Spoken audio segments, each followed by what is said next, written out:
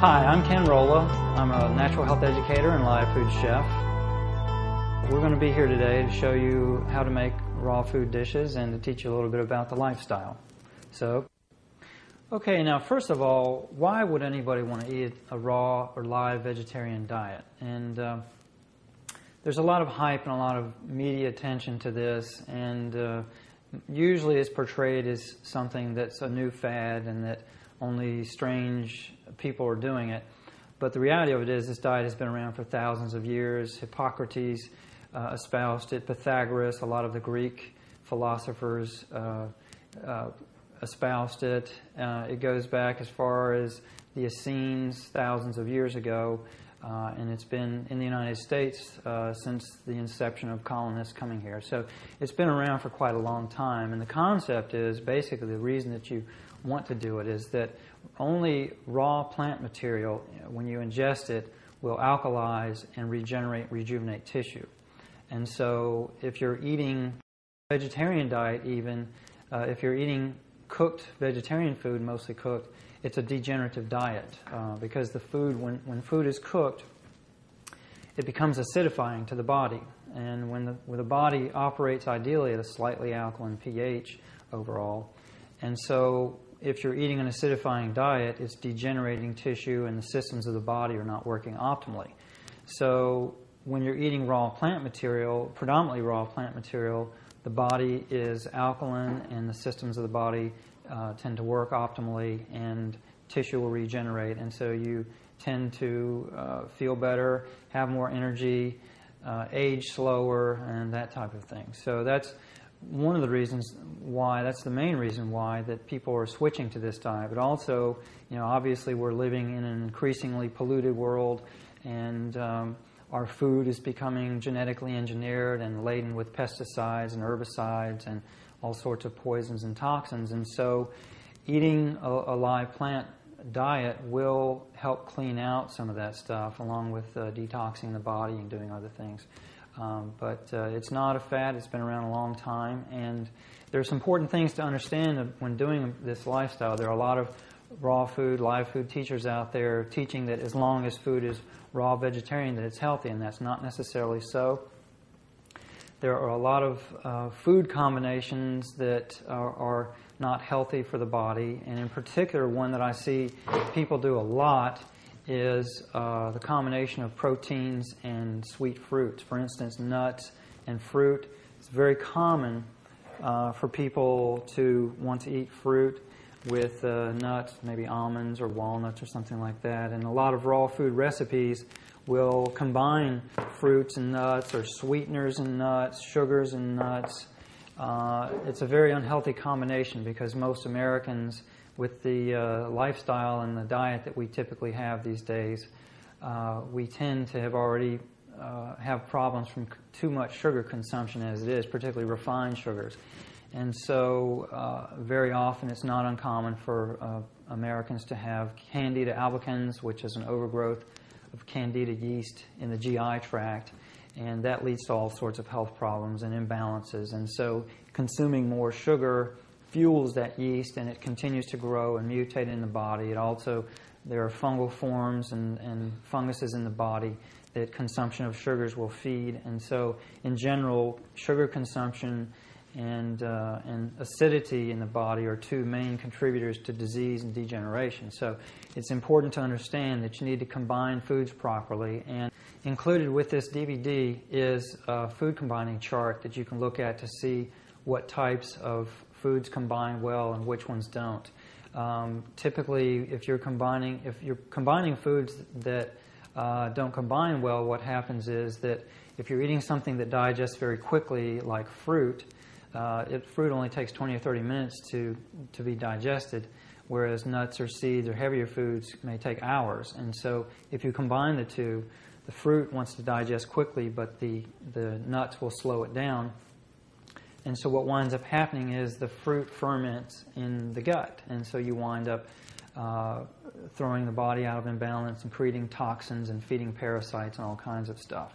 And so it's important to get a food combining chart and understand food combining.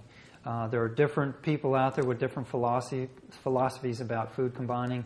I recommend check them out and see, which ones have common threads, so that you can have an idea of food combinations, because that's one thing that I see very, very commonly with people that switch to a raw food diet is they eat really bad combinations of foods, and then they fuel disease and they wonder why they're not healthy. So food combining, very important. Okay, now I'd like to talk a little bit about the importance of eating organic produce. From what I see, most Americans are not aware of how incredibly toxic and manipulated our food supply has become. Even meat and vegetables. The produce that you buy in a conventional grocery store very often has been irradiated, and of course it's had pesticides and herbicides used on it, sometimes fungicides, all sorts of things. And it is not what the food was that our grandparents ate 100 years ago. This food, in addition to having all the pesticides and herbicides on it, it's also grown in soils that have been chemically farmed over the last 75 to 100 years typically, and the soils have become depleted of nutrients. Plants take out 75 to 100 nutrients from the soil, and we basically put three things back in: potassium, nitrogen, and phosphorus. And so over time, plants pull out all the nutrients from the soil and we don't replenish it. Farmers do replace some trace minerals and things, but basically if you look at conventional farming, you've got soil that is dead from an imbalance in pH from putting all these chemicals on it, and there's no life in that soil, and you need soil that's alive with bacteria and organisms to break it down and to create nutrients that plants can absorb. So it's very important to eat organic produce. If you look at the science behind analysis of organic produce, it shows many times more levels of nutrients than in commercially grown produce. And you may not be able to tell from the taste of the produce, but it's always important to buy organic as much as possible. One of the factors in organic produce that people often bring up is that it's much higher priced than conventional produce. But if you look at it from the standpoint of that being your health insurance policy, the price is not high because ultimately it's what you pay down the road that matters, not what you're paying right now in the moment of buying a piece of fruit. So it's very important to use organic fruits and vegetables as much as possible. I'd also like to talk a little bit about oils. When you're using oils in live food, you can actually get raw, cold processed oils, and that's what you want to use. You want to get whether it's a nut seed oil or an oil like olive oil, you want to make sure that it's first cold pressed, organic. It's important for it to be first cold pressed because that means that they're pressing the material and extracting the oil and using that oil without using solvents and chemicals to extract more oil out of it. So it's important that it's first cold pressed. It's important that it's organic, and if it's cold pressed, normally when if you buy conventional oils, in the pressing process, they're heated to very high degrees so that they can extract the most amount of oil out of the material. And so with cold pressing, it doesn't do that. When you heat the oils, you're killing beneficial enzymes and nutrients in the oil. So it's very important to eat a truly cold processed raw oil. Now, the three things that make food taste good basically are oil, salt, and sugar. And so regarding salt, it's important to understand that there are lots of different kinds of salts, and refined salt in particular is very toxic to the body. So in using salt in raw food dishes, you want to make sure to use an unheated, unrefined salt. Salt companies actually make most of their money selling the minerals from the salts that they mine. They actually extract the minerals and sell the minerals to vitamin companies who turn around and sell it to you, typically in a format the body can't use. And then they turn around and sell you extremely pure sodium chloride with chemicals to keep it from caking and that type of stuff. And so regular table salt that you buy in conventional grocery stores is very toxic to the body, and that's why you typically see things like high blood pressure and other problems from overconsumption of salt. Whole unrefined salt, on the other hand, is sea salts or other salts that are mined that have not been heated, they've not been refined, they're basically crushed and ground with the minerals intact, and they are good for the body. They can balance electrolytes in the body and do all sorts of things as long as they're not overconsumed, and as long as you're getting plenty of enzymes and other nutrients in the body to help metabolize them. You actually can get plenty of sodium and salts in the foods that you eat without adding salt, but typically for most people switching to a live food diet, they want flavors reminiscent of the cooked foods that they ate, and so using salt or certain foods with salt in them will help to add flavor to it. So it's important to use unrefined, unheated salt. Celtic salt, Himalayan crystal salt, there are other salts.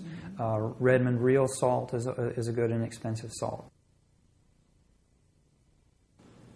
Okay, now we're going to talk about equipment, and the first piece of equipment that you find very typically with a raw food, live food lifestyle is a blender. Different people use different pieces of equipment more heavily than others. The blender is not one that I use the most, but it is an invaluable piece of equipment. And when you're really doing this as a lifestyle, you need a blender that's going to hold up well and that can blend heavy-duty items. So you need a good blender. Buying a department store blender, you'll burn the motor out and it won't do a very good job for what you need to do with raw food recipes. There are a few good commercial-grade blenders out on the market, and I've got a few of them here. This is not all that you can find out there. There's a company called BlendTech that makes a good line of blenders, and then these are Vitamix blenders, and this is a L'Equip RPM 228. And these and the BlendTechs are typically what you see raw foodists purchase.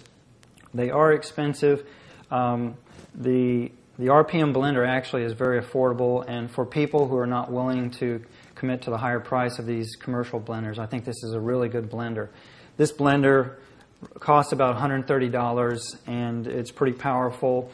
It has an on-off switch and a speed control, which is very nice, because if you have like some blenders where you just have a high and a low setting, when you turn them on, it'll throw stuff up into the lid, particularly if you don't have much liquid in the blender and you flip it on at even a low speed. A lot of times they'll throw it up into the lid. So it's nice. It's a really nice feature to have a variable speed button on it, so you can turn it on. All of these blenders are very noisy. You can turn this on. You can see it's quite noisy. And unfortunately, that's just the nature of the beast with blenders. This is a Vitamix 4500. This is what a lot of raw food people sell and recommend. And I own one of these, and I don't particularly like it because of what I said. It's just got a high and a low speed and an on and off button. And so when you turn it on, if you've only got a small amount of liquid in it, it will throw the liquid up into the lid and then stick to the sides, and so you lose some of the liquid. Plus, this lid actually has openings in it so that some of the liquid can actually be blown out of the top of the lid. It's actually, I think, a poor design. But this blender runs about $350 to $400. It's not cheap. But it comes with a 7 or 8 year warranty, and it will hold up very well. It's a commercial grade blender. The one that I recommend is this one. This is the Vitamix 5000, and you can only get this directly from Vitamix. You can get this occasionally at buying clubs like Sam's Club, and this one has a variable speed dial on it, and it typically runs about $450 to $500. It's very expensive. They add an extra $100 just to have the variable speed, it seems like. But it does work well because you can start it at a low speed and work your way up.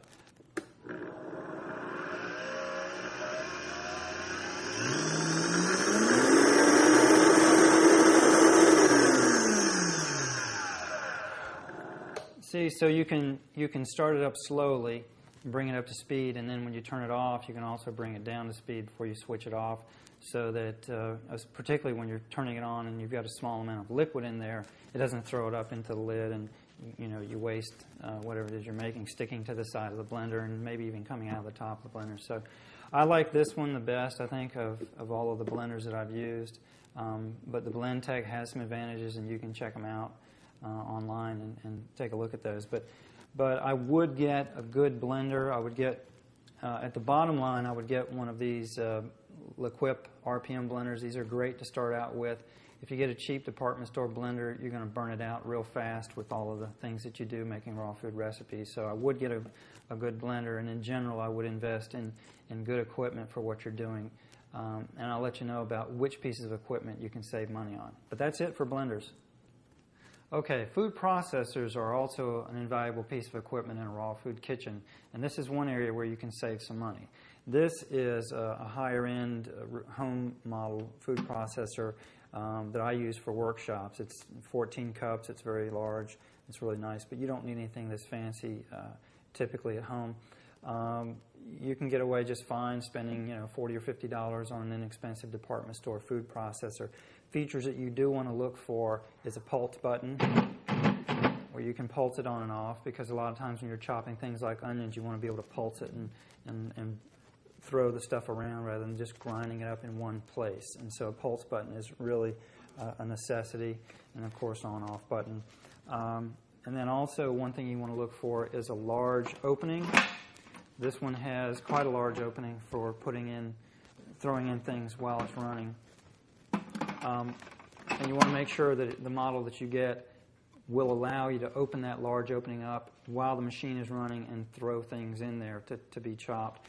And this one also has a smaller opening for things like carrots and celery and stuff like that, so that you can feed them in there for chopping. Or also, if you're using one of these attachments, which I also recommend getting, a grater and a slicer.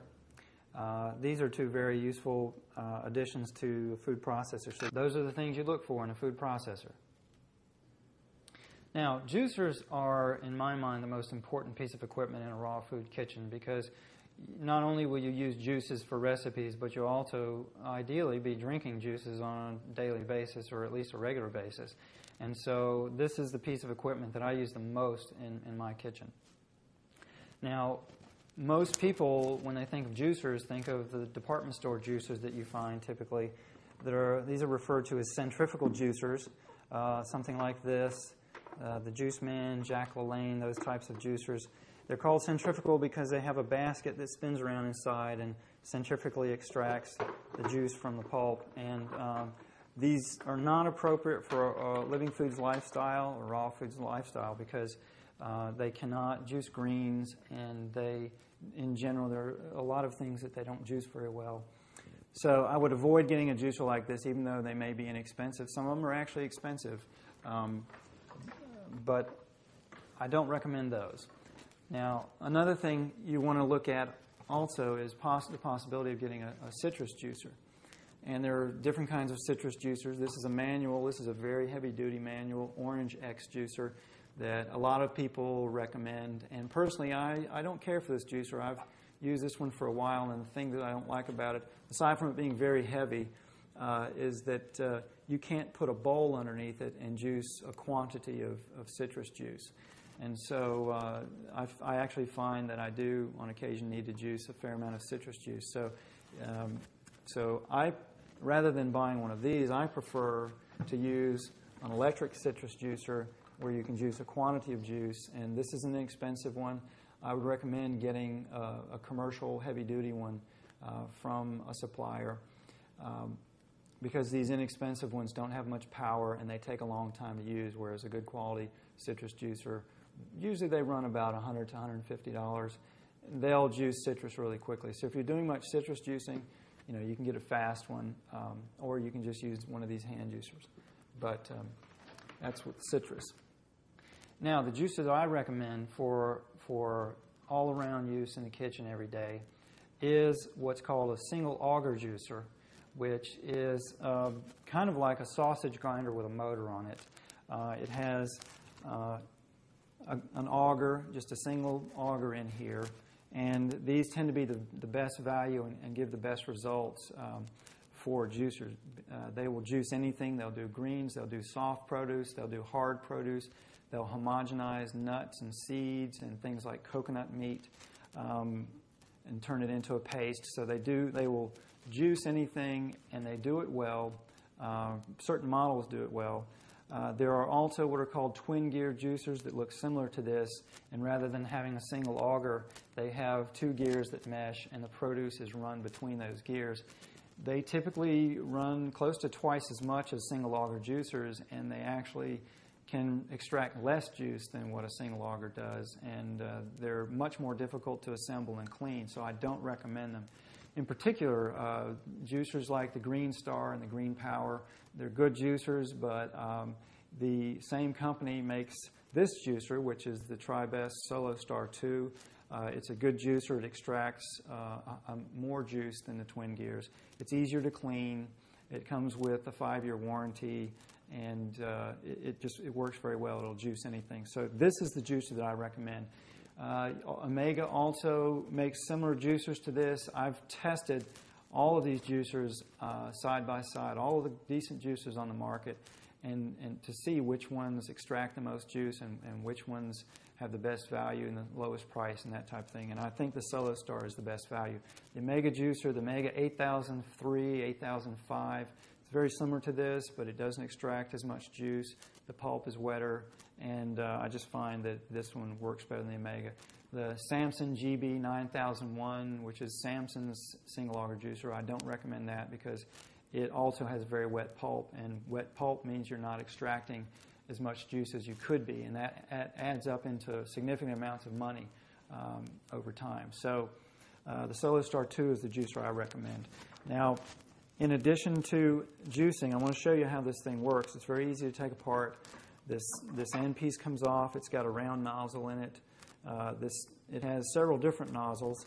It's got a small hole, which typically I use all the time for juicing. I never really change that nozzle. So it does have a larger hole nozzle for softer produce and things that may not come through as easily. But I find there's really no need for that. And there are two pasta nozzles, that have little tiny holes in them. These are for making pasta with wheat and flour, and you're never going to do that with a raw food kitchen. So I say with the pasta nozzles, just throw them away because you won't need them. Okay? And really, the only nozzle you're ever going to use is the smaller hole. So you take the end of it off, and what you've got is this screen here where the juice is extracted out of. If you're homogenizing nuts and seeds or things like mature coconut meat, you can put this in, which is called a blank, and that's just a solid piece of plastic that goes in place of the screen. And you put that into the juicer, and you put the cap back on, and then you can run nuts and seeds, things like that through, and it will come out at the end into a nice powder or a paste, depending on whether or not the nuts and seeds are soaked or dry. And it cleans up very nicely. It's a low RPM. This runs at about 70 to 80 RPM. So the juice doesn't get heated up, and it doesn't kill beneficial enzymes in it. So this is the juicer I recommend. This usually runs around $250 in price, and the twin gear juicers typically run $400 to $500. So this is a good value. Now, people often ask me, what do I do on the road for juicing?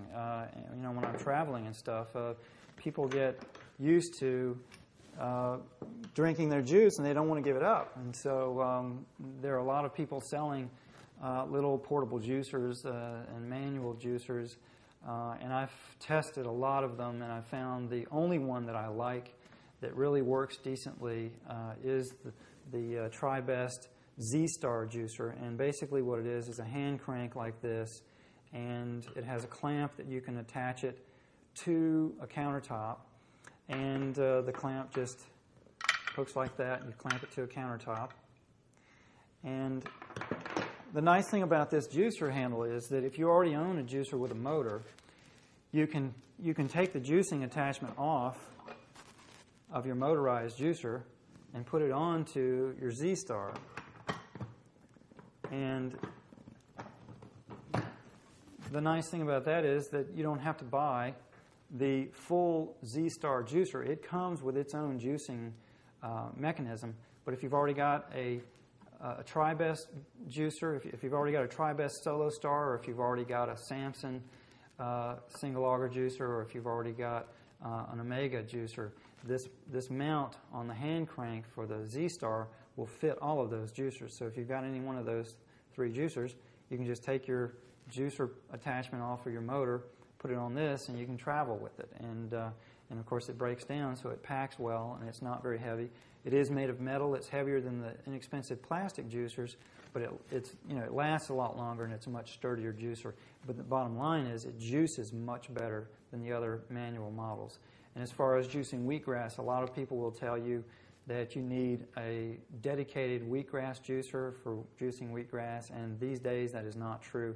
The single auger juicers and the Z-Star will do as good, if not better job of juicing wheatgrass than a dedicated wheatgrass juicer. So I say there's no need to buy a dedicated wheatgrass juicer.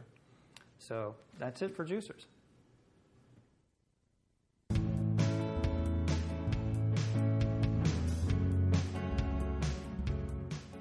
People often ask me what I actually eat, and if I actually eat all of these recipes that I make. And I do, but about 75% of my diet is green salads and sprouts.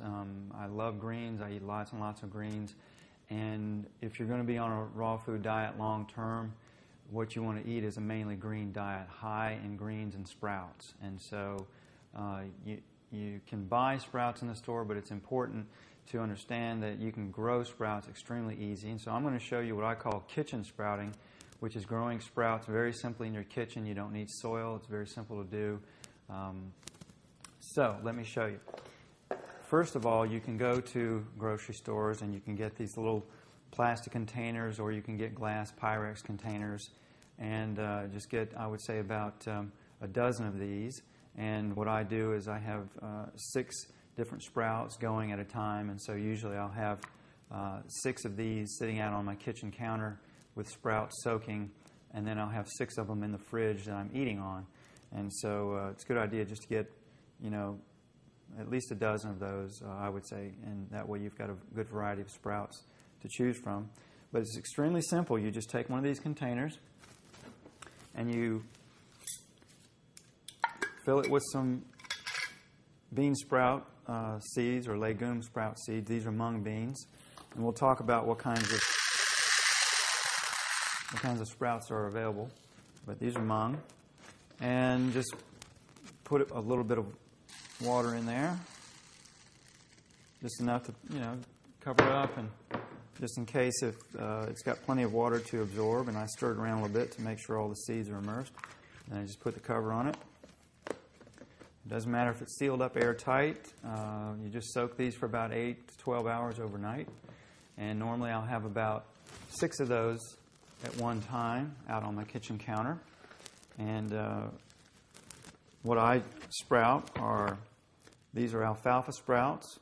And with these, you can put them in a little fine mesh sprout bag and then soak them in the sprout bag overnight in the container, and then drain them. And then you can, once they grow little tails like this, you can dump them out and grow them. Actually, I grow them in a pie pan. I just have a little pie pan with holes punched in the bottom and sprout them in that. You can use a sprouting tray if you want to. I find that all these sprouting jars and sprouting trays and things like that are totally unnecessary for growing stuff in your kitchen. Outdoors, it's a different story if you're growing greens and things like that.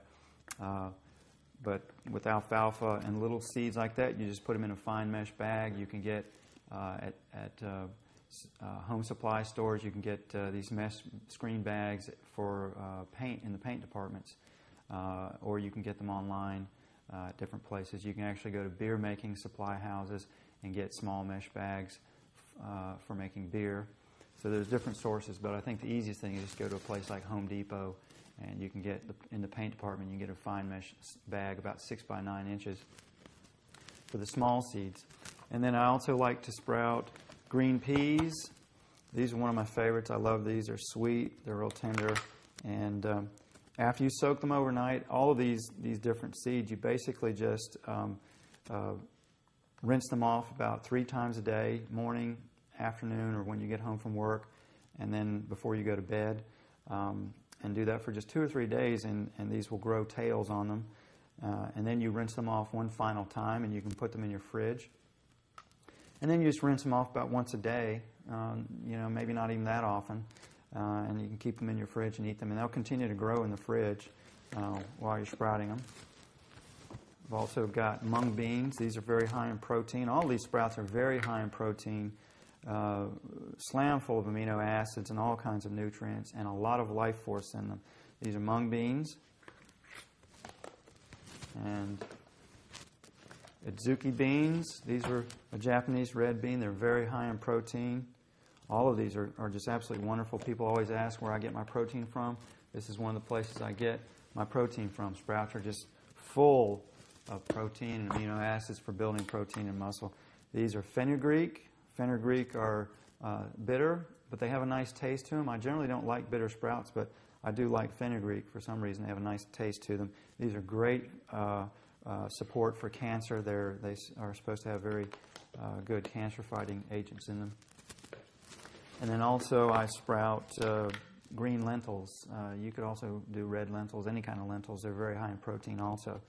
And they're just so easy to do. All of these legume-type sprouts, you know, they sprout in 2 or 3 days, and they're easy to put in your kitchen, have them growing in your kitchen, soaking in your kitchen, and have them in your refrigerator. And so I constantly have 6 of these in my fridge to eat on, and I have 6 of them out on the counter soaking or sprouting, and I just rotate. So I'm constantly eating lots of sprouts, and that's what you want to do. Now, if you don't have time to grow sprouts nowadays, they're readily available in health food stores, most of them. They're pretty cheap. You can get mixtures of legume sprouts like these in little containers, and this is like $1.50. I mean, these are cheap. You can also get things like mung bean sprouts. This is another way of sprouting mung beans, which takes a little more time. You put them under pressure, and they'll sprout like this. I don't even bother with that because they're so easily available in stores. I just buy them, and they're inexpensive. But if you sprout them yourself, it's incredibly cheap. You can buy a 1-pound bag of any of these bean sprouts, any of these beans, organic for maybe $4 a pound, and that'll last you at least a month. I mean, they're just incredibly cheap. And so, you know, and if you're concerned about using plastic containers, you can also use covered Pyrex containers. I've never had a problem with off-gassing or anything like that with these containers. They're pretty inert. But if you've got, say, chemical sensitivity or something, you can grow them in Pyrex containers with covers on them. So very simple to do. I highly recommend it because this is what you want to be eating most of. You want to be eating a lot of sprouts and a lot of greens.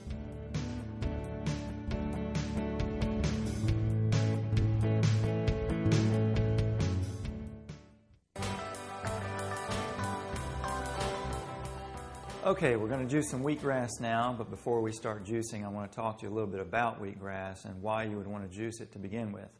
Wheatgrass juice is one of the most powerful things for regaining and optimizing health. You can drink it, you can put it in enemas, and you can put it in rectal implants. It's absolutely amazing for what it does, and there are some good books that you can read that give you information about it. 2 of the ones that I prefer are the Wheatgrass book by Ann Wigmore and Wheatgrass, Nature's Finest Medicine by Steve Meyerowitz. I think the Steve Meyerowitz book is a little bit more in-depth and has more information about it, and that's the book that I prefer. Ann Wigmore is the person who founded the whole wheatgrass movement in the United States back in the 1950s when she created Hippocrates Health Institute with Victoras Kulvinskas. So you can get books about wheatgrass and learn about why you want to drink wheatgrass juice and use it in other ways. There's a lot of different uses for it. You can use it in poultices and all kinds of things. It has absolutely amazing healing properties. The chlorophyll in the juice is very profoundly healing and rejuvenative to the body and the cells. So I would highly recommend learning about all of the reasons why you should use wheatgrass juice and what you can do with it. I'm going to show you how to juice it and what kind of juicer to use, okay? So, first of all, I'm using the Solo Star 2 juicer from TriBest. And this is a single auger juicer, and they call it a single auger because it has a corkscrew-like auger. There are twin gear juicers that also work well for juicing wheatgrass, and there are dedicated wheatgrass juicers. And I find that the single auger juicers work just as well as dedicated wheatgrass juicers, in particular the Solo Star does. And I don't see any reason to buy a dedicated wheatgrass juicer. It used to be that a dedicated wheatgrass juicer did a better job, but that's not the case anymore. So I recommend just getting a Solo Star 2. Champion juicers are very common in health food stores, and they're very popular, but they don't do wheatgrass. They will not juice wheatgrass. The grass gets wrapped up around the shaft of the juicer. And you also cannot use a centrifugal juicer, which is typically what you see in department stores. It's a juicer like this. It has a basket inside like this, a screen inside like that. These juicers will not do wheatgrass. They won't do leafy greens, and that's why you don't want to use a juicer like that. Okay. So I recommend using a good single auger juicer like the Solo Star, because they'll do everything. They'll do soft produce, hard produce. They'll homogenize nuts and coconut, and you can juice wheatgrass with them, and it does a good job. So first thing to do is put your juicer together. So I'm going to put the auger into the housing, and this juicer comes with a screen for juicing, and it comes with what they call a blank for homogenizing nuts and other things. And so we're going to use the juicing screen and just put it in there, and then we're going to put the end cap on. And then the juicer comes with two nozzles. One has a larger hole and one has a smaller hole. The smaller hole is what you want to use normally for juicing, and it just slides in like that. The larger hole you use for homogenizing nuts and seeds and other things, okay? And then also it's got a little hopper for making it easier to get things in the hole. Just put that on, and then the whole juicer assembly goes onto the motor like so. And I usually just twist it, and it locks like that. Okay? So when you're cleaning this, which I'll show you, you can just take this whole assembly off and take it to your sink and clean it without having to pull it apart on your countertop. So we've got that, and then we have the two containers. One is to collect the juice, and you collect the juice under here. The juice comes out down here, and then the pulp comes out the end of the nozzle here into this container. And just turn the juicer on and just grab a small portion of grass. If you take too much, it just makes it hard to get it into the juicer, and so we're just going to do small amounts of time. And you just push it on in.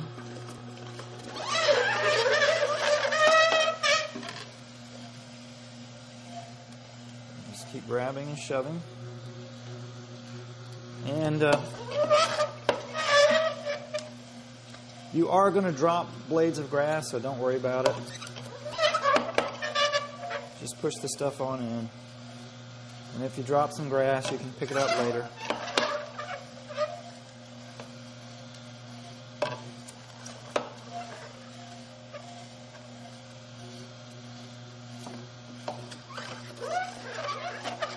And typically when you drink wheatgrass juice, you drink about 2 ounces at a time, and you can do that a couple of times a day. I've heard of people drinking 8 ounces a day and seeing absolutely phenomenal results.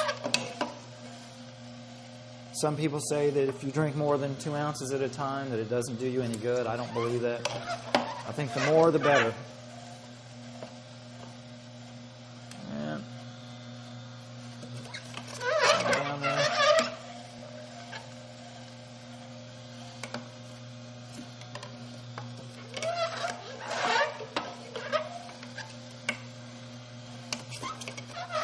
Okay.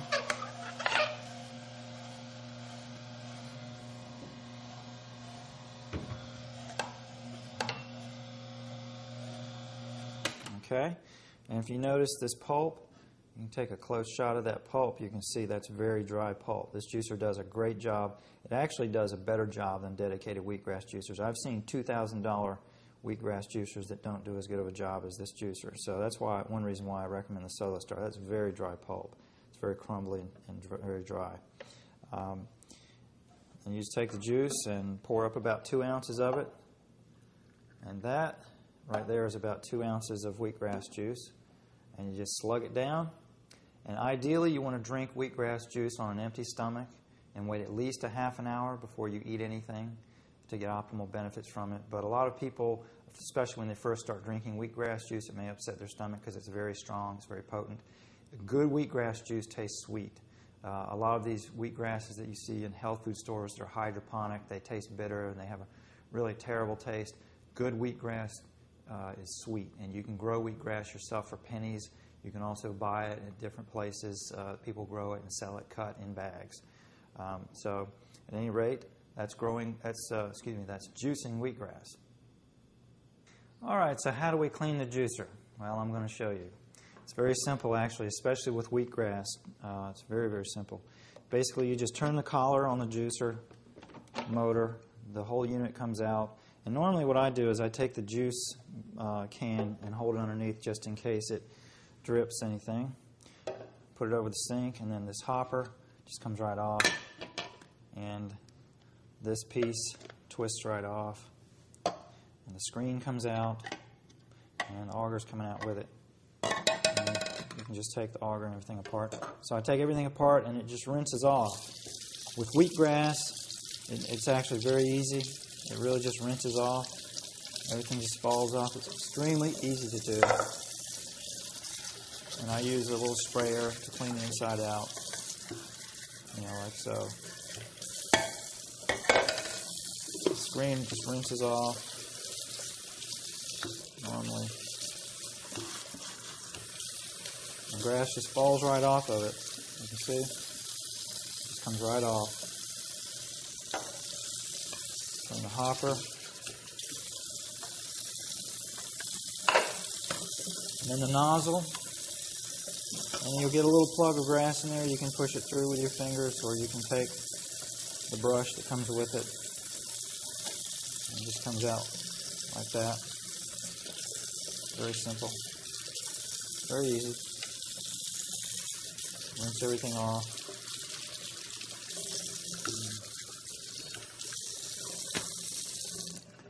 And then, of course, you can rinse the juicing containers.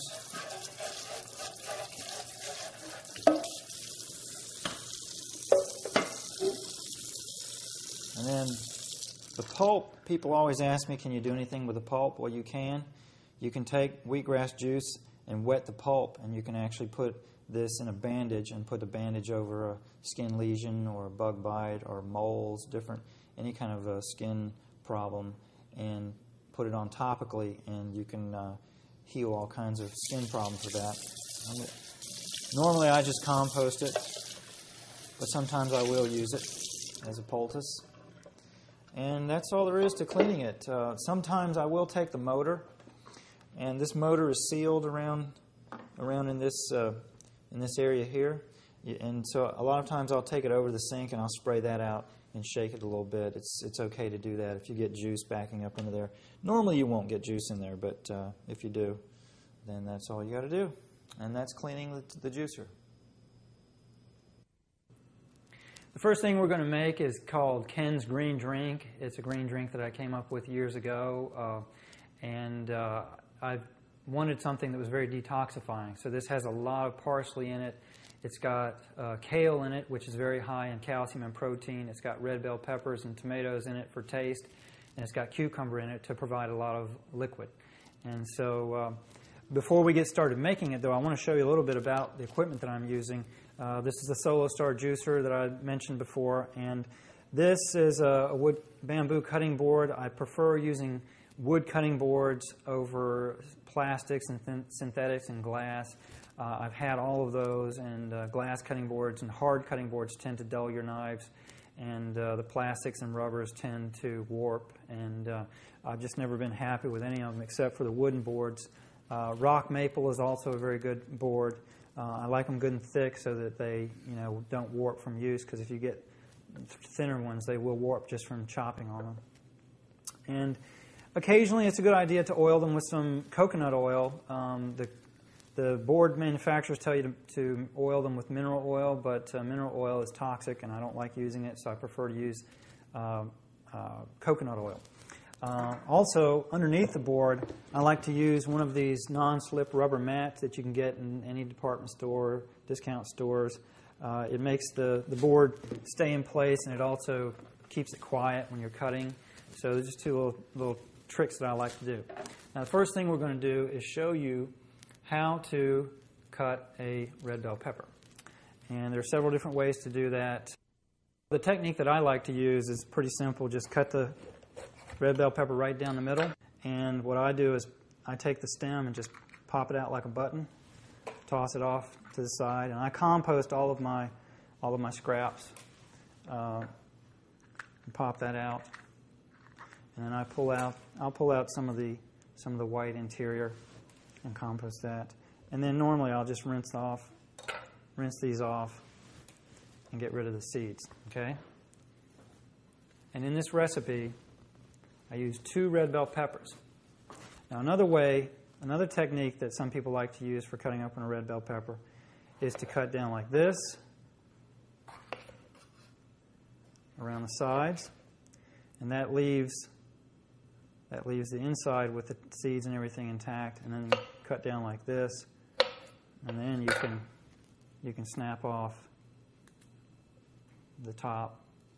And this is kind of a strange shape one, but normally if you have a regular shaped red bell pepper, it'll pop right off.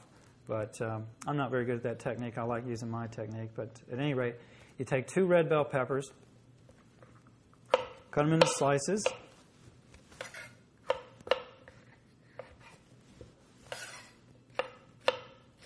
And actually,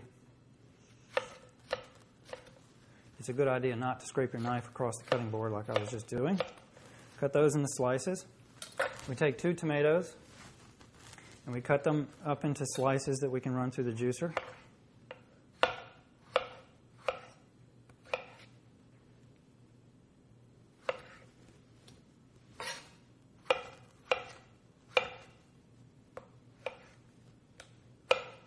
And these are pretty thick tomatoes, so I'm going to cut them up a little more.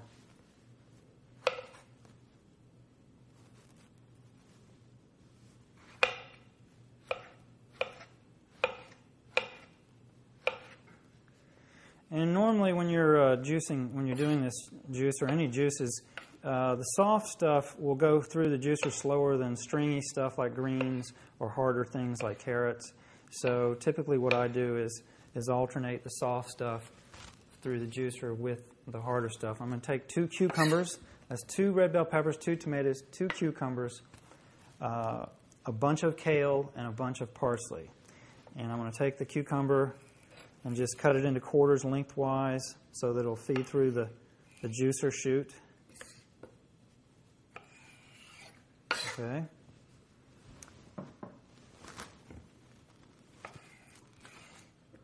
And it's always a good idea to have a sharp knife because a dull knife is actually more dangerous than a sharp knife. All right. I've got the cucumbers cut, and I've got some parsley here, and we're going to use what would normally be a bunch of parsley when you buy it from the grocery store. This is more than that, but I'm just going to grab about a bunch. So we turn our juicer on, and we just feed the cucumber down through the juicer.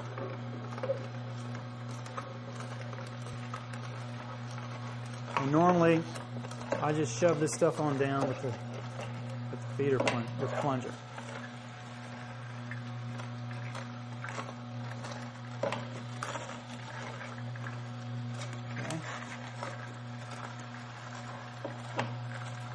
And you can see the pulp comes out the end of the juicer and the juice comes out of the front here. And one container of this is about 24 ounces, 20 ounces, somewhere around there. And normally, just for myself, this recipe makes enough juice for 2 people. Normally for myself, I'll make this for my wife and I. So if you're going to just do this for one person, you can cut it in half or you can drink twice as much. All right, we got our cucumbers through there. And normally when I do this, I'm pretty quick with this. I just shove this stuff on down through, and in the morning, from start to finish, it takes about 30 minutes between cleaning the produce, cutting it, setting up the juicer, and cleaning the juicer, everything. It takes about 30 minutes to make enough juice for my wife and I. So it's not bad. I'll feed some of the red bells through.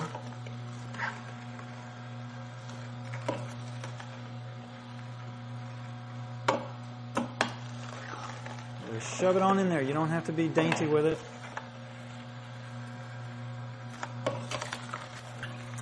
And when your juicer cup starts to fill up, you can turn the juicer off. And you notice I've got a paper towel underneath this to catch any drips. And I just slide the pulp cup over for a moment and I pour it into a larger container. And then I go back to juicing. All right, I'm going to cut this up a little bit more. All right, back to the juicing. I have seen amazing results with this green drink on myself and other people.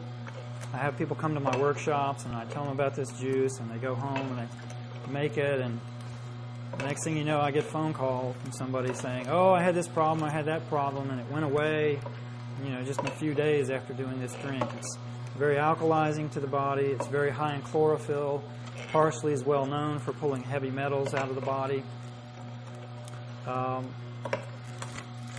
And also, it's very high in protein. One of the things that people often think is that, on a vegetarian diet you can't get enough protein. And of course, that raises the question of, first of all, how much protein do we need?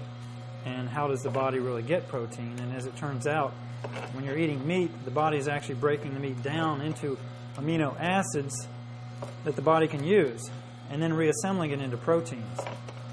And so, with plant material, the amino acids are already there. The plant protein doesn't have to be broken down the way that meat does. So you're actually getting the amino acids in a much easier format to assimilate and build protein. So actually, with a vegetarian diet, and particularly raw vegetarian diet, you get plenty of protein eating greens and sprouts. And so you're getting a significant amount of protein in this drink. I would say, from what I understand, this drink has more protein than most Americans get in about 3 days. So you're getting plenty of protein in this stuff through amino acids. So we've got the soft stuff through. I'm going to run the kale through and just fish it on through there. And one thing I do is snap it off, and I'll just shove it on in and snap it and shove it. And you can get pretty quick with this. Just let it grab it, push it in, snap it off, shove it in, and just feed it on down there. You don't want to push too much through at one time, because that's where you'll get clogging. Just shove it on in there, snap it off. I kind of hold it in there with the plunger when I snap it off. And you can see the greens don't put out a lot of juice, but they put out a very, very dense green juice. And it's very concentrated chlorophyll. So just shove it on in there. There you go, get on in there. And last, we add some parsley. And this is a whole lot of parsley here, but with this recipe, you want to add about a bunch of parsley from the grocery store, what would normally be a bunch, which, would be about this much right here, I would say. And so we're going to feed that through, and that'll be the last bit of it for the green drink. So, and I just shove this stuff through. I'm just going to tuck it in there. Shove it on in. More shoving. And again, you don't have to worry about breaking the juicer. It's pretty robust, and you can push it on down there. You don't want to grab too much at one time, because it'll just get stuck in the bottom, and it'll be difficult to get it through. But I kind of push it in with my fingers, and then I push it on through with the plunger.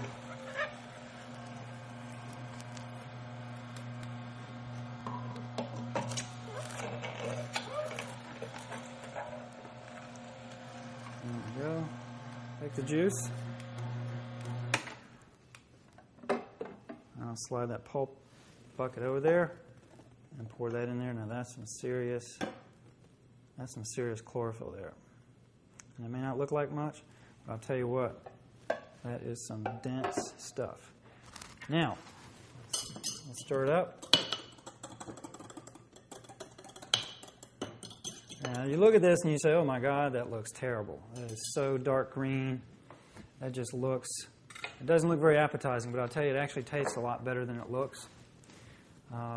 It tastes pretty decent, and it's extremely detoxifying to the body. And of course, if you want a less of a green taste, you can add more cucumber, more red bell pepper, more tomato. But this is how much I drink every day, and it's really wonderful. So, cheers. It's actually really good.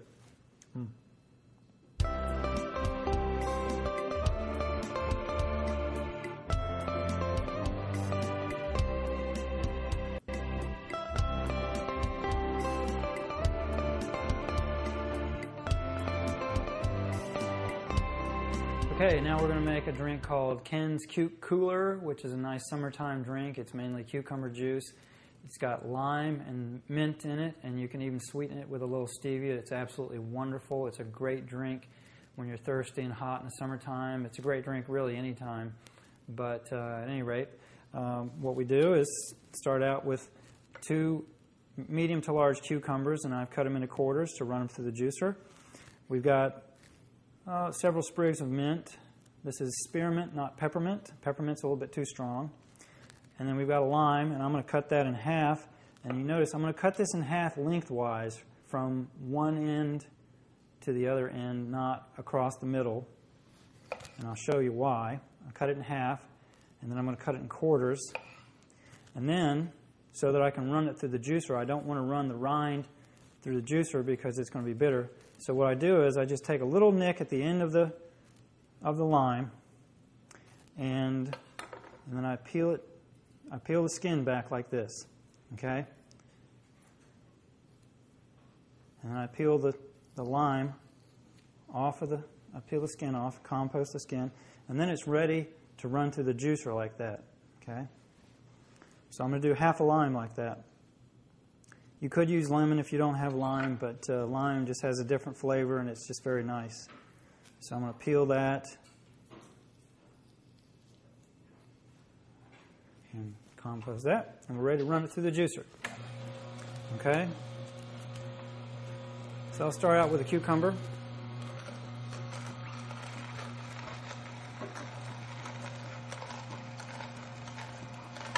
Now, I'm going to throw a little bit of the mint in there along with the cucumber. I'll go ahead and run that through.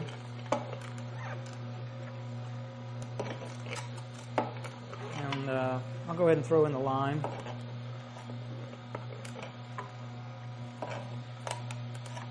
And I'll feed the rest of the cucumber through.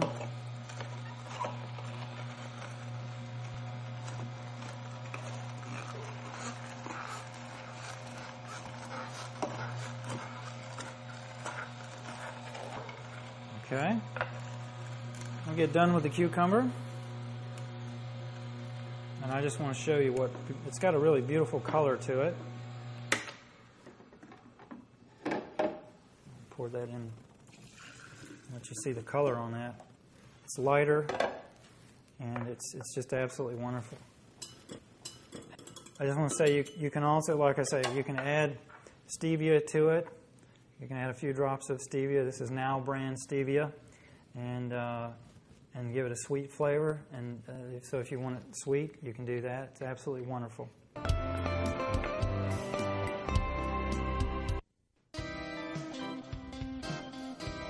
Chocolate smoothie time. Who doesn't like a chocolate smoothie? This one is absolutely wonderful. It's bananas, chocolate, coconut, water, and goji berries. And goji berries are some little red berries from China and Tibet that are extremely high in vitamin C. They're very high in antioxidants. They're absolutely wonderful, very healthy for you. So what I do for one person is I take 2 bananas and I just throw them in a blender. I break them up a little bit. Throw them in a blender. And usually it's about 2 bananas is good for one person. You might want a little bit less, a little bit more. I just break them up, throw them in the blender.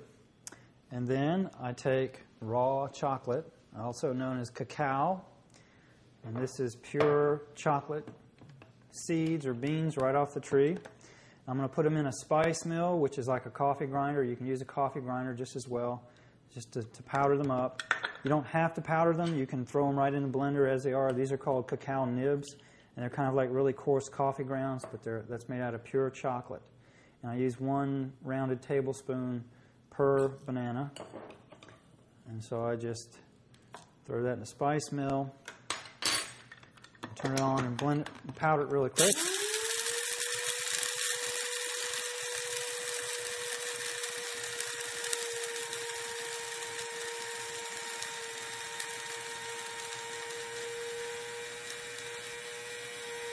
When I stop hearing it clicking and ticking, I know that it's powdered. And I just dump that into the, if I can get my cord unhooked, I just dump that into the blender. And scrape out any chocolate that's stuck inside of there. Okay.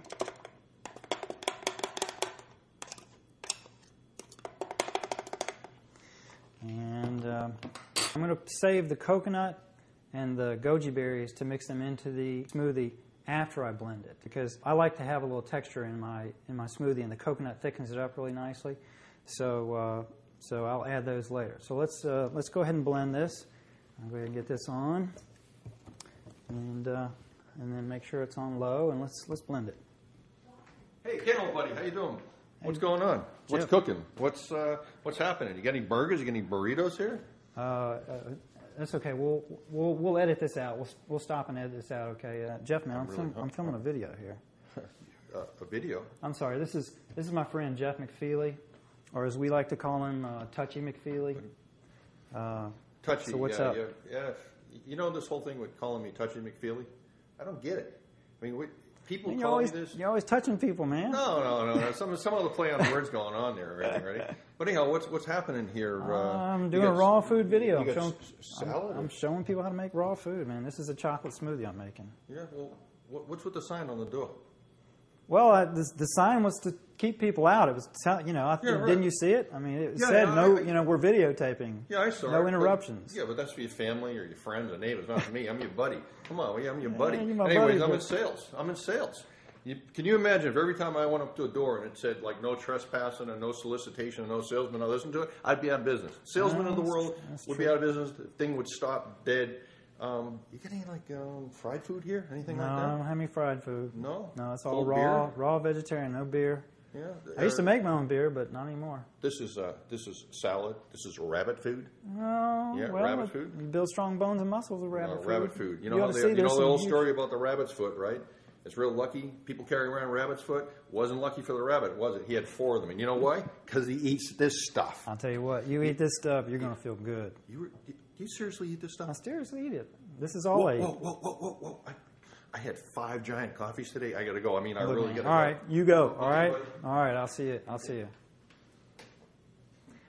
Somebody lock the door, please. Okay, so anyway, let's go ahead and blend this. Put on low. Oh, forgot water. That's what happens when you get interrupted. Okay, so let me put some water. And you just put enough water to cover the bananas. Yeah, just about like that. Put it in there.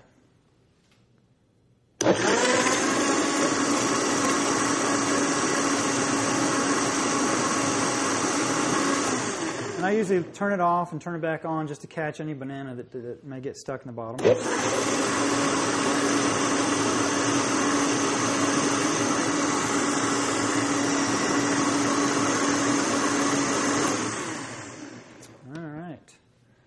Then I'll go ahead and pour it in the glass and add the coconut and the gojis. I'll leave a little room for the gojis and the coconut. And I love coconut, so I'm not shy about it. I'll put a few tablespoons in there. And a few gojis, maybe a tablespoon of gojis. And then just mix it all in there. And you got a nice thick smoothie. It's awesome.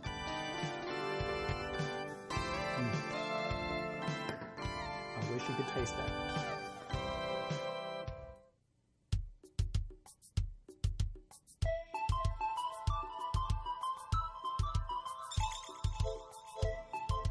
I have another smoothie I love I call it Deep Blue.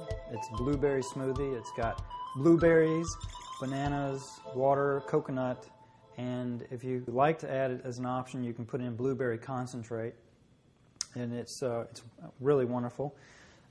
Same basic recipe as all of my smoothies. You just take 2 bananas per person. And I compost the skins, and I just break them up, throw them in the blender.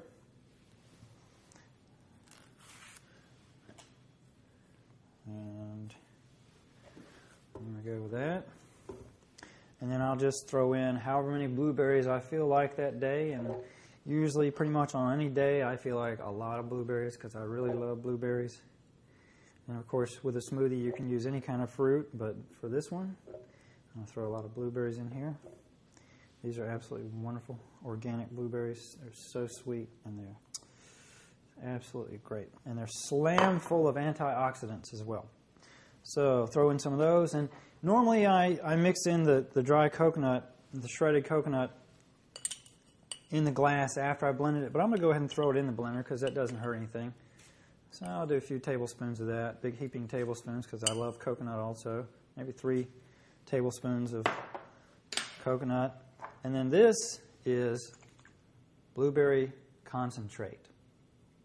And this comes from a company called Herbisway, and it's called Blueberry Magic. This is incredible. It's very expensive, though. A 2-ounce bottle is $25, so it's not something that I'm going to do every day. But every once in a great while, it's really wonderful. You don't need this in this blueberry smoothie, but you take a few dropperfuls of that and squirt it in, and oh man, it's good.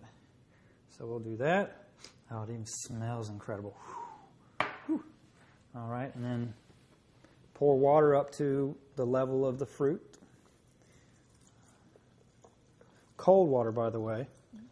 If you don't have cold water handy, then just throw in some ice cubes and a little bit more water so that it doesn't get too thick. And some people like to use orange juice. That's fine too. And blend it up.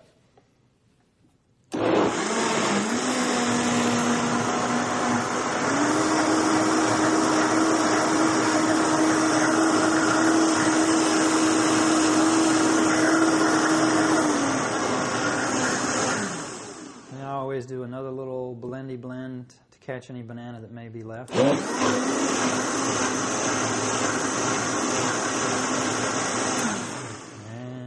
then we serve it. And this is awesome. Look at that. Look at that color. That is incredible. Yummy, yummy, yummy. That is awesome. Taste that. That's awesome. And you know what? You can throw chocolate in there. You can throw in raw cacao. Incredible.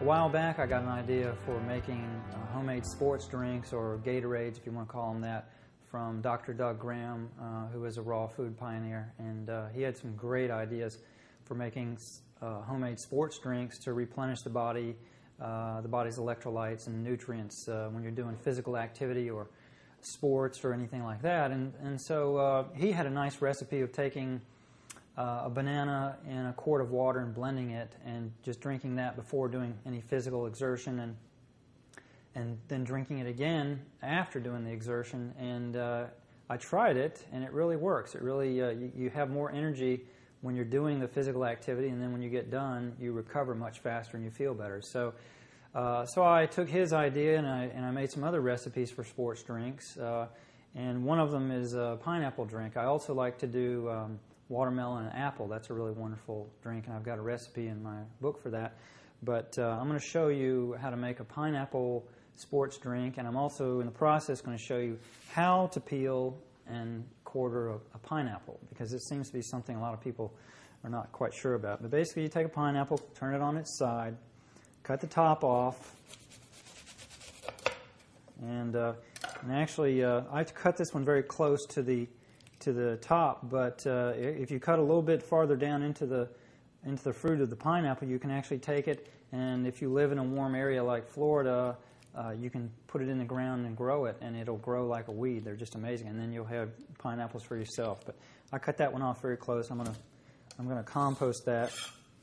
I'm gonna get this out of the way.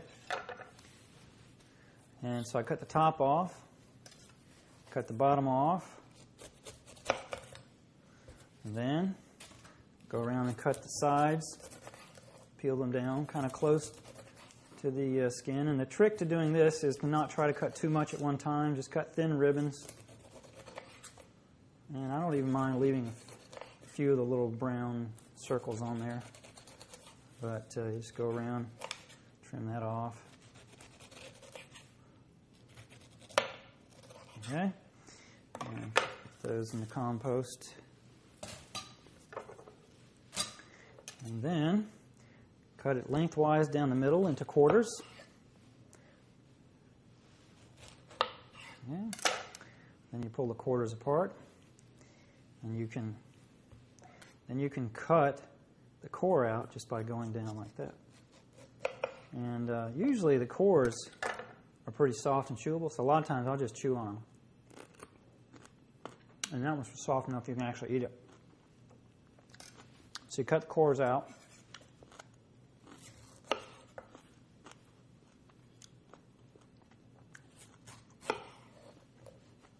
Always helps to have a sharp knife. And then once you got those out, you know, you can cut it up any way you want. I usually just cut it into large chunks for the blender. And what I do is, you want to put enough pineapple in there that it has a good pineapple flavor, but you also want to have plenty of water so that it's not a smoothie, it's watery. And so with maybe, you know, 1.5 cups, 2 cups of pineapple, I would put about twice as much water in there. Okay. And then very simply, you just blend it and you drink it. And it's watery, but it has a wonderful flavor. And especially if you're going to go out doing yard work or exercising or something like that, you can drink this before and you can drink it afterwards. So let's blend it up.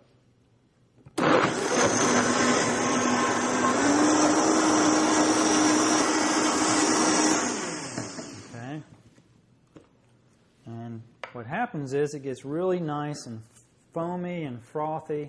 It grows in volume, and that is so nice. It's nice and creamy. It's just really wonderful. And, you know, you do this before exercising, it's great. And you can use other types of fruit. Basically, just use a lot of water, a little bit of fruit. It's awesome.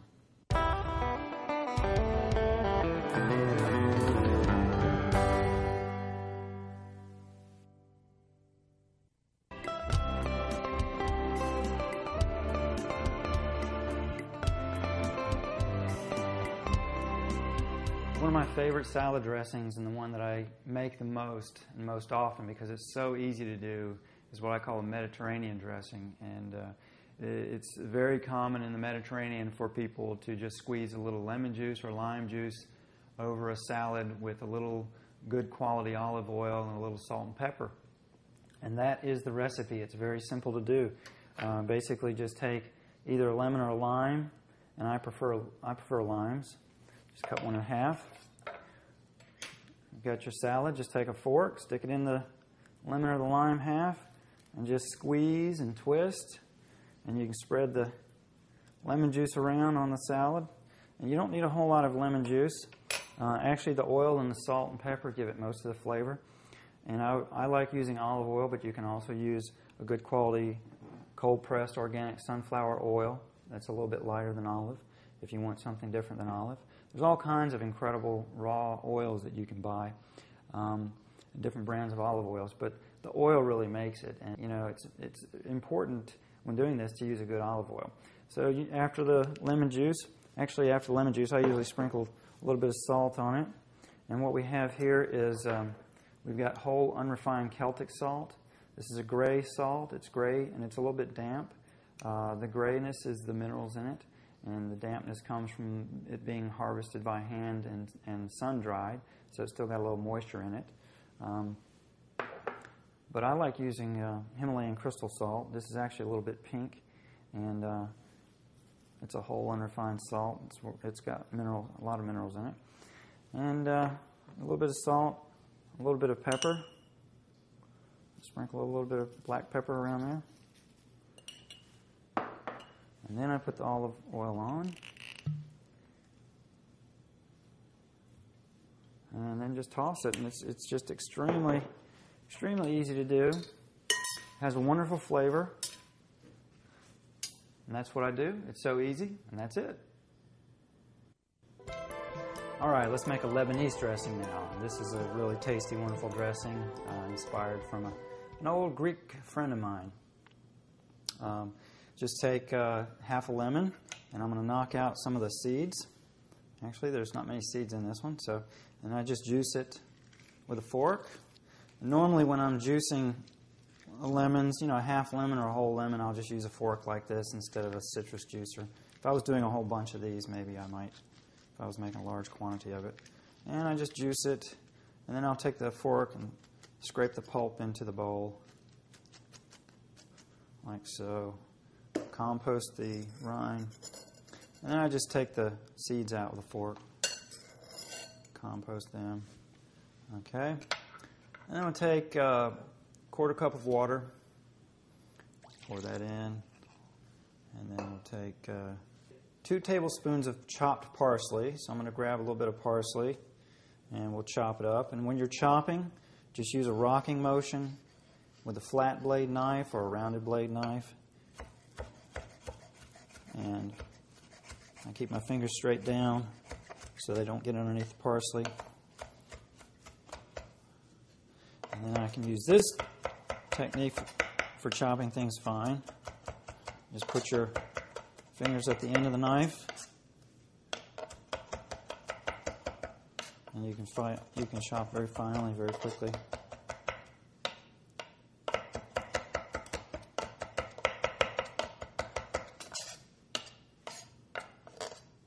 Now clean the sides of the knife off. That looks pretty good.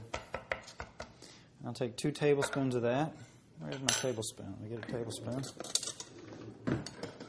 there's 1. And there's 2. Okay. Then we're going to do 2 tablespoons of fresh mint. And this is spearmint. Peppermint's too strong. We want 2 tablespoons of that after it's chopped. And I'm going to pull the leaves off the stem. I'll compost that. There we go. I think we're going to do a little bit more than that. Okay. I'll give it a choppy.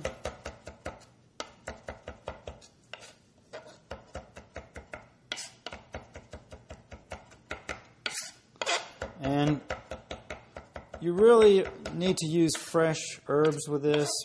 If you're using dried herbs, it's just not going to have the same flavor. And of course, it's not going to have the same nutrition, and it's not going to have the enzymes, and it's going to lose some of the nutrients and chemicals. So this dressing, and any dressing really, I think it's best to use fresh herbs, fresh ingredients. Okay, so we have 2 tablespoons of mint. Yeah. Okay. And then we're going to use 1 clove of garlic chopped, and these are pretty good sized garlic cloves. Okay. So,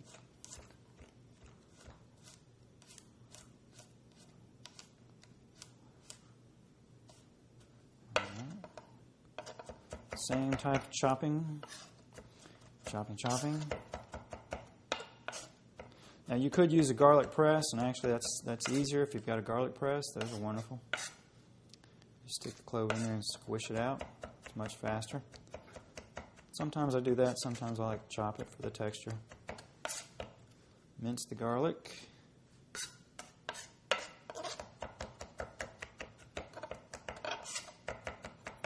Okay.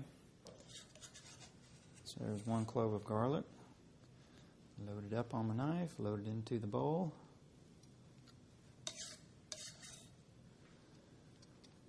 Alrighty, now we're going to put in 1 tablespoon of raw organic tahini. And this is, you can get this in health food stores. It's actually raw. It's unheated, untreated, uncooked. And it's nice and thick. This is a wonderful flavor. It's also, it gives you oil for the dressing, and it thickens it up. We're going to use 4 tablespoons of organic cold-pressed sunflower oil. Excuse me. You can also use olive oil if you want to. Let me get my sunflower oil. Or you could use safflower oil. For this dressing, I like a lighter taste, so I use sunflower oil. 4 tablespoons. 1, 2, 3, 4. Okay. I'm going to leave the spoon in that bowl.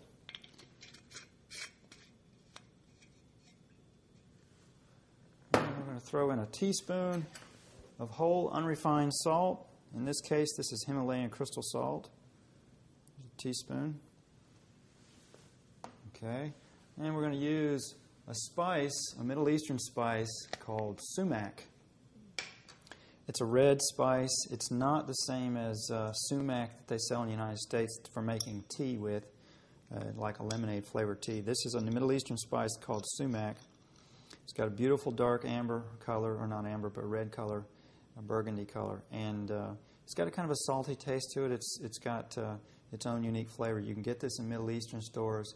It's a really wonderful spice. We're going to use a teaspoon of that. We're going to put in we're going to use a teaspoon of ground black pepper. Okay. Down like that. Okay. And then we're just going to stir it up. Oh.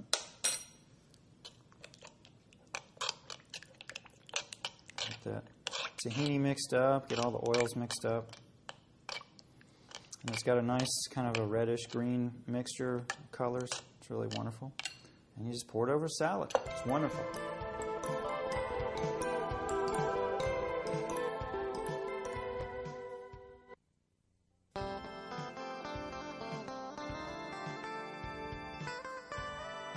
Now, if you like French dressing, you're in luck, because I have a French dressing recipe, and this is it. You start with 1 medium tomato, just cut it up, throw it in the food processor.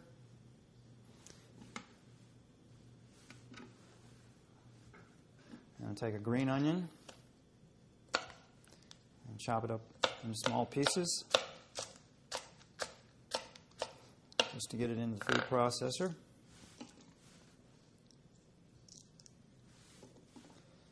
All right, and then we're going to take 2 tablespoons of chopped mint, and I'm just going to chop it up roughly.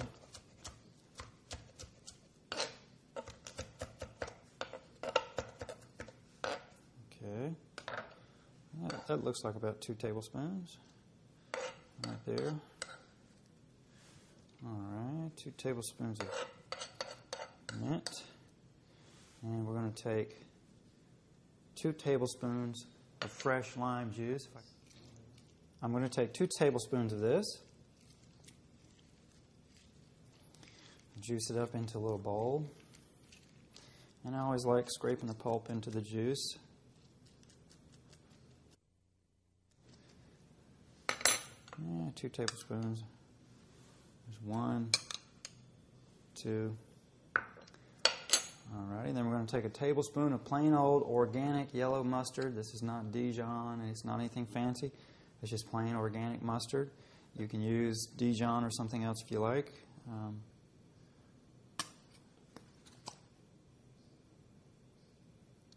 we're going to call that a tablespoon. Alright, we're going to throw in a clove of garlic. And we're going to throw in a tablespoon. Let me get a clean spoon. We're going to throw in a tablespoon. No, I'm sorry. We're going to throw in a teaspoon of whole unrefined salt. Let me put this back. So we've got about a teaspoon of salt. That's Himalayan Celtic salt. Okay, a half teaspoon of black pepper. There's about a half teaspoon. All right, and to sweeten it up, we're going to put about 10 drops of Now brand stevia. I like using this brand of stevia because it doesn't have a bitter aftertaste, and it says on the label, no bitter aftertaste. It's wonderful, so we're going to use that, 10 drops. 2, 3, 4, 5, 6, 7, 8, 9, 10, and one to grow on. Sometimes this stuff can be hard to get out of the bottle, but 10 drops of stevia. Okay. And then we're going to close up the food processor. And then we're going to blend this, and then we're going to drizzle olive oil into it. So I'm going to take the hole out of there so we can pour this in. I'm going to turn it on.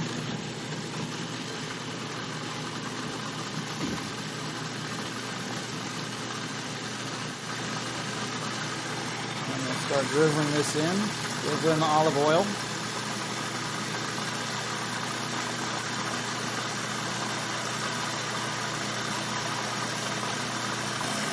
Oh, it smells so good. It just smells wonderful.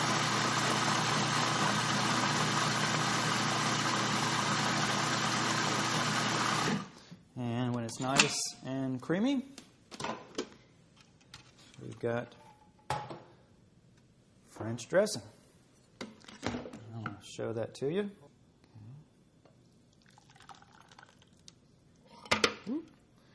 Show all that, okay. And there it is. It's wonderful. All the little green spices and things in it. It's just so wonderful. I call this dressing Jackie Chan's house dressing because I hear Jackie Chan uses it at his house, but I invented it. So anyway, here's how you make it. We're going to take 5 tablespoons of water to start off with. 1, 2, 3, 4, 5. And then we're going to take 2 tablespoons of either Bragg's liquid aminos or namashoyu. Namashoyu is raw soy sauce. Nama means raw in Japanese, and shoyu means soy sauce in Japanese. Bragg's liquid aminos essentially is soy sauce. It tastes just like soy sauce. There are some people out there saying that Bragg's is not good for you and it's unhealthy and this and that. And Hippocrates Health Institute has done some research and they say it's fine. I've never had any problem with it, and I like the taste of Bragg's better. So I prefer Bragg's. I prefer the taste of Bragg's, but you can use either one, whichever you choose. So we're going to use 2 tablespoons of Bragg's.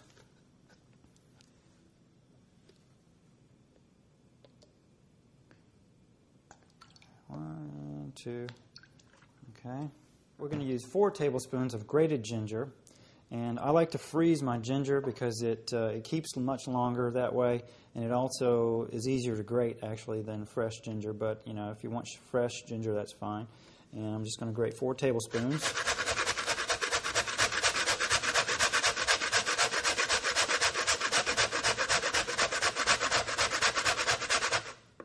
That's quite a bit of ginger. Okay. And that beautiful ginger. There's 1.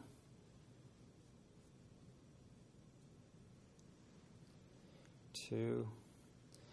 Now you see how fluffy this ginger is. It's because it's frozen. So if you're using fresh, it's not going to be that fluffy. So you might want to cut it in about half. There's 3 and 4. Okay. We're going to use 2 tablespoons of toasted sesame oil. Now, toasted sesame oil is not raw, so if you're a raw food purist, you can use raw cold-pressed sesame oil. It's not going to have the same flavor. There's really nothing that has the same taste as toasted sesame oil. But so we're going to use 2 tablespoons of this. And 1 and 2. Okay. And then we're going to spice it up a little bit and put in a teaspoon or so of chopped hot chili. And I just use these little hot peppers here. You can use whatever your favorite hot pepper is. Jalapenos don't really seem to work with this recipe. They have a sort of a Mexican flavor, and so we'll use something like the typical green chili you find in the store. And that little red chili there, let's see, a teaspoon. And we're going to put that in there. And you can see that's not even a teaspoon, but I'll tell you what, that's plenty of spice. So you just do it according to your taste. And then we're going to do, we're going to put 2 cloves of garlic in there. We're going to chop it up and mince it. You can use a garlic press if you want to. It's a little faster to crush the garlic, but then you got to clean the press, so it's kind of a trade-off. I'll just go ahead and mince it with a knife. And this one you want to mince finely because you want to get that garlic flavor mixing in with the sauces and the liquids.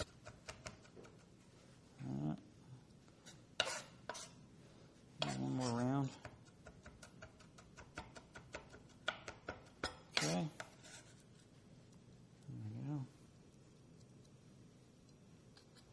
go. I'll tell you, my wife is Chinese, and you know she likes this dressing. This has got a definite Asian Chinese flavor, and then we just stir it up. Very simple, wonderful Asian flavor, and you can put that on salads. You can put it on Asian salads or any kind of vegetable. It's just absolutely great.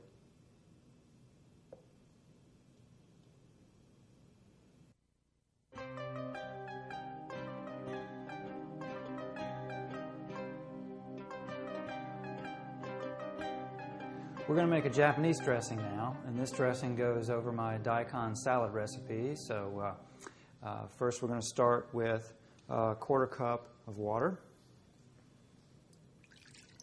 And we're going to add 1/3 cup of Bragg's liquid aminos or namashoyu.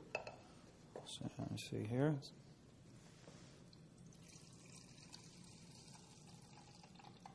Okay. 1/3 cup of that. We're going to use 1/3 cup of a light oil like sunflower oil or safflower oil. Raw, of course, organic, cold pressed. We're going to use 1/3 cup of this. Okay.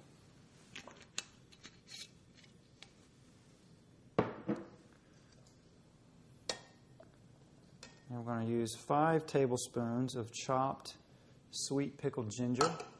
Now, for you raw food purists, this is not raw, but it is. It really makes the Japanese dressing, and it's. You can make your own raw pickled ginger if you want. Actually, there are recipes out on the internet for doing that. Basically, involves taking ginger and slicing it, putting it in raw vinegar, and soaking it with some sweeteners and things. But so we're gonna take 5 tablespoons chopped. So let me chop this up, and this is actually. This is from Eden Foods, this brand of pickled ginger, and it comes with an herb called shiso leaves in it. So that's what we've got in here. You don't have to have the shiso leaves. But I would avoid buying the pickled gingers in Asian groceries because usually it's not anywhere close to organic. It may have all kinds of pesticides. It may even be genetically engineered. So I would get the stuff from the health food store. All right, we're going to chop this up. And I just chop this for the recipe so that you can see how much to use. Normally, I just grab a bunch of it and throw it in a food processor and blend this stuff. And you can make this in a food processor, or you can just do it like we're doing and just chop this stuff up and put it in a bowl and mix it.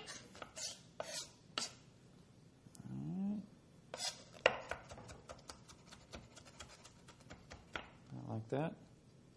And we're going to use 5 tablespoons, so there's 1, and there's 2, and there's 3, 4, and 5. I'm just going to go ahead and throw it all in there. Okay. And then we're going to use 4 tablespoons of lemon juice. And a lot of times I will take lemon juice and squeeze a bunch of lemons and put it in a jar and keep in the fridge. So there's 1, 2, 3, and 4. We're going to call that 4 because that's probably about 4. All All right, and then you just stir it up, and it makes a beautiful brown, sweet Asian Japanese flavor. It's just wonderful. Now, if you want to, optionally, you can add 4 tablespoons of white rice wine or sake. If you don't mind doing that. I don't drink, and I don't usually drink. I don't put alcohol in my recipes, but it'll make it taste more authentic and more Japanese. But you just stir that up, and then we're going to use this in the daikon salad recipe.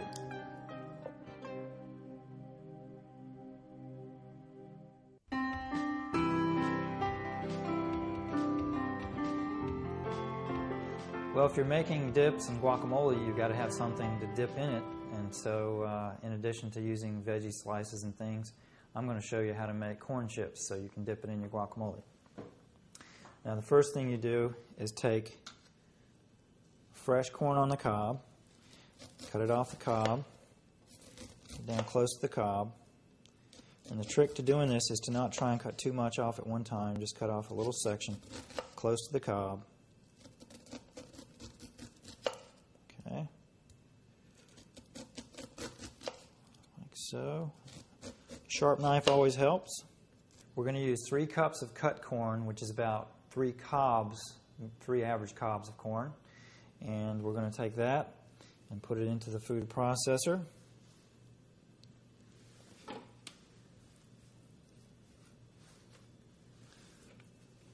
Then we're going to take 1 cup of dry almonds, and we're going to soak them for 6 to 8 hours, and that'll make about 1.5 to 2 cups of almonds wet. We're going to throw that in. And then we're going to take 1 cup of golden flax seeds, and we're going to soak them for 2 to 8 hours until they become soft. And so these are soaked flax seeds. They become kind of gelatinous, and they expand greatly, but that's 1 cup after it's been soaked, and that probably becomes about 3 cups of flax after it's been soaked. Let me get that out.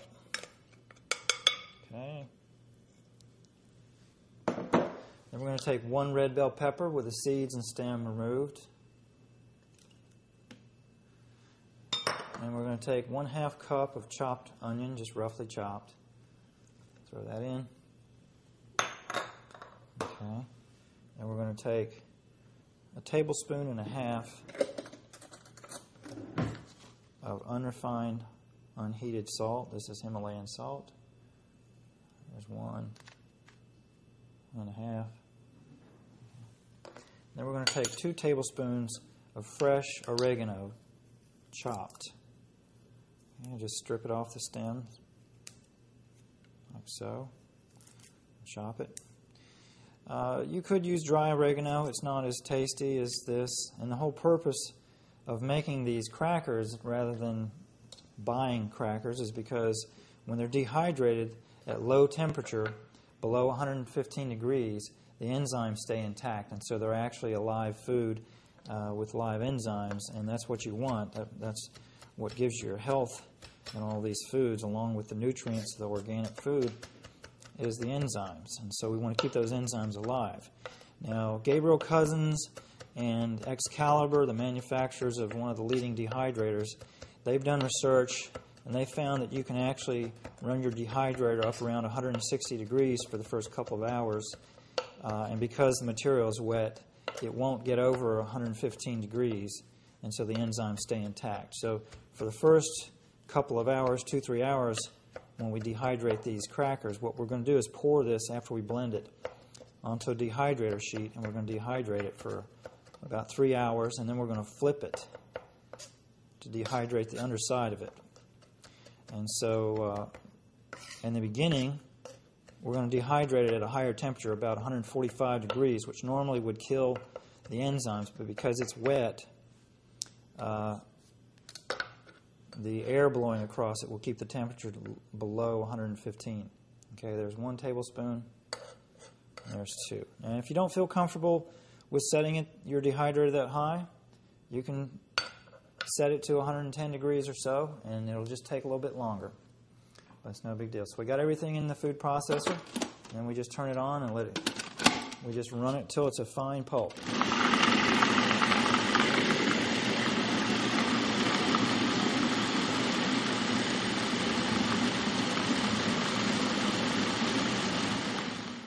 we're finished processing this stuff.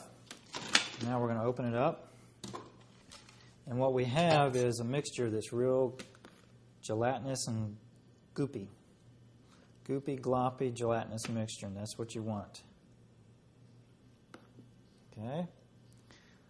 And we're going to take a dehydrator tray. This is a 15-inch dehydrator tray from an Excalibur dehydrator.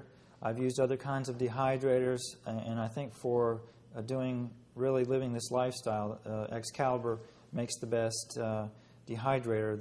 The 9-tray and the 5-tray dehydrators are good. I think actually, really, honestly, a 9-tray is what you're going to need if you're really going to be doing this as a lifestyle.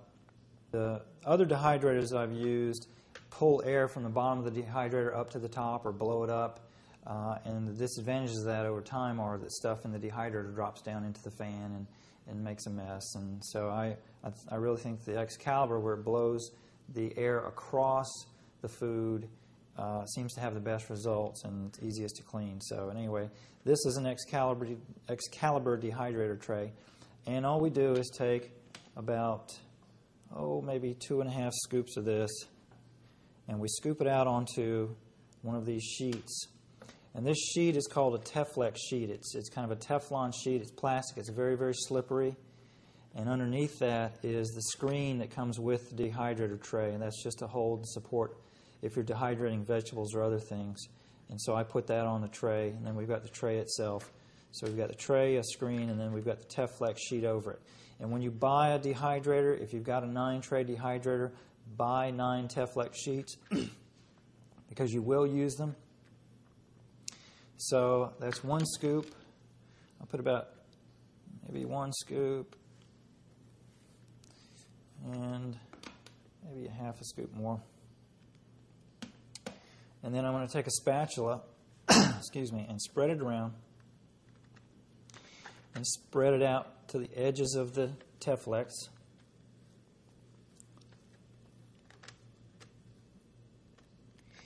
And we want to spread it evenly. This is pretty gooey. Spread it out like so. I'm probably going to need a little bit more. And you want to spread it to about maybe 3/16 of an inch thick. When this stuff dries, of course, it becomes thinner. And so in doing that, you want to make sure that it's thick but not too thick. If you get it too thick, like maybe a 1/4 inch thick or so, then it makes it hard to dehydrate, and it will tend to, it could actually ferment before you flip it. So just cover your tray with about, like I say, about 3/16 of an inch worth of this stuff. And I spread it close to the edge, but not right up to it. Okay, and then once you've got a tray like that, then you take the tray and put it in your dehydrator. And here's the dehydrator. Just slide that right in. And we'll close the lid. And you set the dehydrator to about 145 and let that run for about 3 hours until the top gets crisp, or not crisp, until it gets stiff. And then we'll take it out and flip it. Okay, the crackers have been dehydrating for about 4 hours, and now we're going to take them out, flip them, and then put them back in the dehydrator for about another 4 hours to finish them up.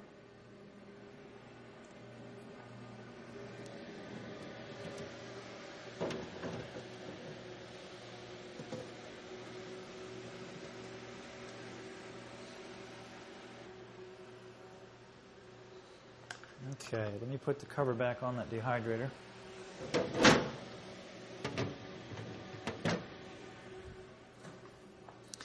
And all you got to do is take another dehydrator sheet and put it over the top and just flip it. And pull that off. Pull off the screen. And then the Teflex, you just peel it back like this. And you've got your cracker there with the moist side up. And then you just take it, put it back in the dehydrator for about another 4 hours, and you're done. Okay, we've got our corn chips done now, and this is what they look like. They've shrunk and the edges have curled up from the sheet. And at this point, you just break them up, whatever size you like. I usually like to make them a little bit small.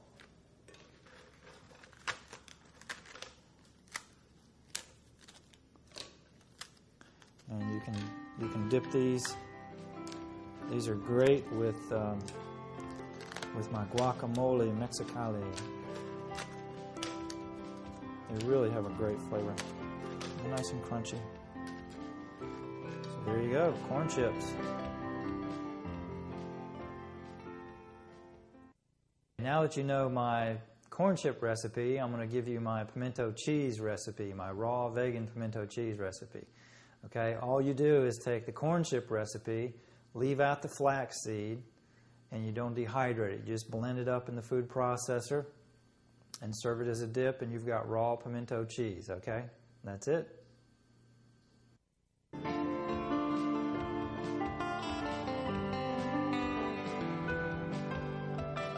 We're going to make some guacamole, and guacamole is one of those things you can make a lot of different ways. This is what I call Mexicali guacamole. And basically it's avocados mashed up, a little bit of chopped onion, some lime juice, some salt and garlic, and then you can add other things if you want, and I'll show you some of those. We're going to take 6 avocados, and I'm going to pop out the little stems on them, the little nibbies, if they've got them. This one doesn't. I don't think it has one. Because when you're taking the meat out, if you get these little stems out, they won't come out with the meat of the avocado. A lot of times when I'm doing this, I don't get these stems out. And then you scrape the inside with a spoon, it'll come out with the meat. So it's just a little time saver. Okay, so we're going to take the meat of 6 avocados and put it in a bowl. And using my famous cut and roll technique, I've patented that. Okay. And we're going to, need a tablespoon. Take a tablespoon and we're going to run it around the edges and scrape that meat. That is beautiful. That is just perfect.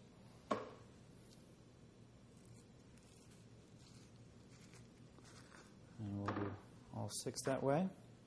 Okay, so we've got our avocados shelled and seeded. And I'm going to mash it now. These are nice and soft. You can also throw this in a food processor and blend it if you like it real creamy. I kind of like my guacamole with a little bit of texture to it, so I like doing it by hand. So that's about how I like it. Put that off to the side. And now I'm going to move that over, and I'm going to take 2 cloves of garlic. And this time I'm going to use a garlic press. This is a garlic press. It's got a little mesh side on one side. The garlic goes in the hole, and then the big press comes down on top of it. And I just squeeze it and crush it into the bowl. It's about 2 cloves of garlic. If you're not a big garlic fan, you can knock it down to 1 clove. But I love garlic. Garlic be very good to me. And then I'm gonna put the juice of half a lemon. Oh, excuse me, half a lime. Duh, that's green. Half a lime. I just stick the old fork in there and give it a twist-a-roni. Squeeze it up.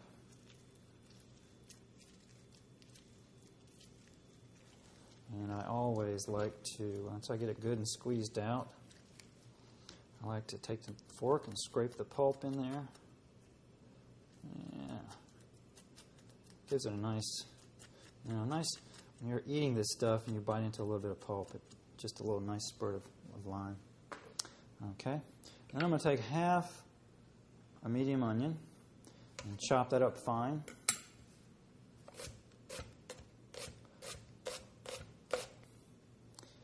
All right.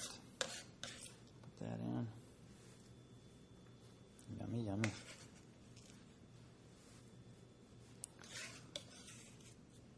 Normally, you can just leave it at that and put in a little bit of salt. I'm going to put in, let's see, I'll do about a half a teaspoon of salt. You can salt it to taste. And then I'm going to give it a stir. Let's see here.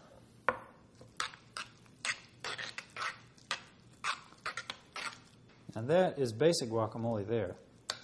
And what I like to do is add a little bit of cilantro and some capers. And if you're a raw food purist, capers are not raw. Normally, you might be able to find some raw. I've never been able to find them raw, but I just put organic capers in there. And you can get these in health food stores and online. And cilantro, you can use cilantro, just a few sprigs. If you don't like cilantro, don't put it in there. So I'm going to chop up a little bit of cilantro, and I'll throw that in with the capers. The capers and the cilantro together are a real nice mix. They kind of balance each other out. You could also use culantro.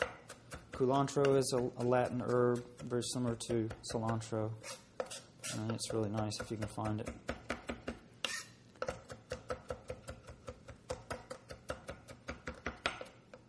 All right, throw that in. That really does give it gives it a nice flavor with those capers. Lots of things I don't like cilantro in, but I'll tell you, this is one with the capers.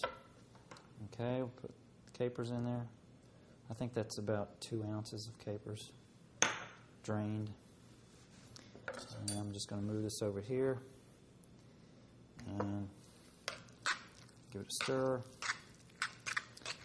And the cilantro also gives it, and the capers together, it gives it a nice texture, it gives it a nice color, makes it more interesting when you're serving it to friends or a group. Okay.